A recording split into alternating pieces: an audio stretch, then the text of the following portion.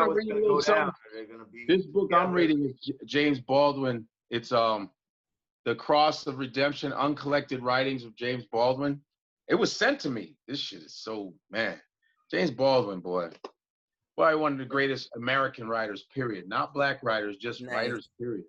I want to see one, because there's different chapters have, talk about him critiquing movies, being interviewed. So there's different things. It's like a collection of him writing about like other news articles, movie, you know what I'm saying? Mm-hmm. He talks about Raisin in the Sun. He talks about this movie. He talks about this book. He talks about this writer, this article. So this one thing I wanted to read was, yeah. I want to leave you with one thing only. We are the victims and we are the result of a doctrine called white supremacy, which came into the world God knows how many years ago. Doesn't matter now. Now it is over. We cannot fall into the same trap.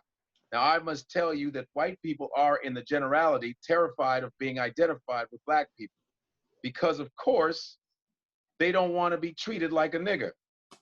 What white people have to understand, in spite of their sad history, is they invented the nigger. I didn't. And if they invented the nigger, then they are guilty of what they've always accused me of, which is acting like one. Yeah. I gotta say what I really admire about James Baldwin, and I think we could just leave off with this, is that his love for his people superseded his sexual preference. You damn right. And he was a perfect. Anytime I get into it with a gay person from a black person, I say, or a white person, when they say, "Oh, it's like being black," I go, "No, James Baldwin was a gay man from the 50s, and he talked about black oppression because it don't matter what our sexual preference is. Stop comparing it to being the same shit." Mm-hmm. Discrimination is fucked up, but nobody's addressing racism in the gay community. Black gays need to speak the fuck up about it. They're not saying nothing.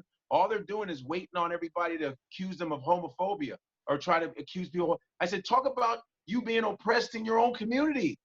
What do you, no one's, but you loud as fuck about everything else. But that's part of the problem today. The black community in totality being on code. And that was the conversation that we attempted to have before we had our big falling out, Jamar. But black people being on code is black people being on code. And the difference between the civil rights eras, because it didn't matter what kind of black you were doing, niggas couldn't eat here, niggas couldn't sit here.